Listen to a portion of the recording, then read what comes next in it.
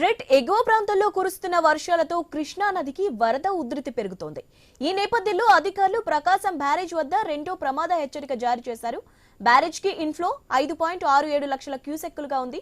కృష్ణానది పరివాహక ప్రజలు అప్రమత్తంగా ఉండాలని అధికారులు హెచ్చరించారు. మరోవైపు ప్రకాశం బ్యారేజీ వైపు వెళ్తున్న బోటును ఇబ్రహీంపట్నం మండలం తుమ్మలపాలెంలో స్థానిక జాలర్లు అడ్డుకున్నారు. అధికారుల సాయంతో బోటును ఒడ్డుకు చేర్చారు. గతంలో ప్రకాశం బ్యారేజ్ గేట్ల వద్ద ఇలానే బోట్లు ఇరుక్కున్నాయి. తరచూ ఇలాంటి ఘటనలు జరగడంపై ఆందోళన వ్యక్తమవుతోంది. రైట్, దీనికి సంబంధించి అప్డేట్స్ తెలుసుకుందాం. మా ప్రతినిధి యాకూబ్ ఉన్నారు. యాకూబ్, దీనికి సంబంధించి అప్డేట్స్ ఏంటి? శివాని, ప్రకాశం బ్యారేజ్ వద్ద రెండో ప్రమాద హెచ్చరిక జారీ చేశారు.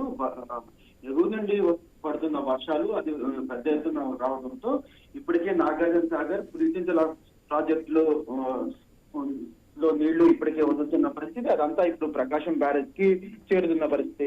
అయితే పూర్తిగా ఇప్పటికే సుమారుగా 6 లక్షల క్యూసెక్ల నీరు ప్రకాశం బ్యారేజ్ వద్దకు చేరుతుంది.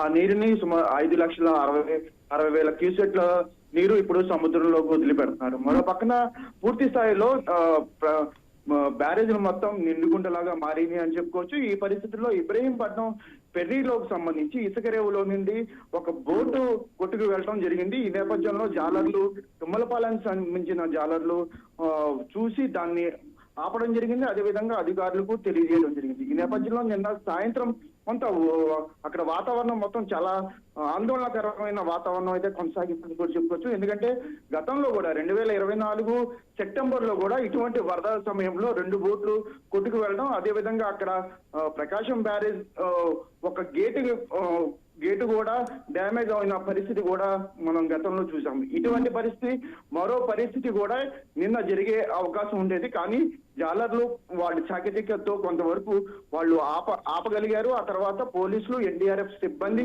పూర్తిగా దాన్ని ఆ బోట్ ని ఒడ్డుకు చేర్చే పరిస్థితి అయితే ఉంది. సుమారుగా అక్కడ అంటే పెద్ద ఎత్తున క్రెయిన్లు కూడా అక్కడికి వచ్చి ఆ బోటుని లాగే పరిస్థితి కూడా అక్కడ ఉన్న నేపథ్యంలో పూర్తి స్థాయిలో 6 లక్షల క్యూసెక్లు అంటే చాలా వరకు పెద్ద ఎత్తున వరద కొనసాగుతున్న పరిస్థితిలో ఆ బోట్ ని ఒడ్డును చేర్చి కొంత పూర్తి స్థాయిలో ఇబ్బంది లేకుండా అయితే చూశారని కూడా చెప్పుకోవచ్చు. అంటే అక్రమ ఇసుక తరలింపులో భాగంగా ఆ బోట్లు అక్కడ ఉన్నాయని కూడా ఇప్పటికే తెలుస్తున్న పరిస్థితి.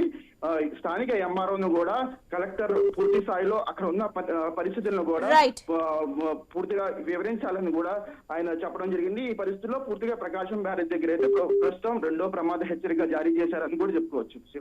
Thank you Yakub.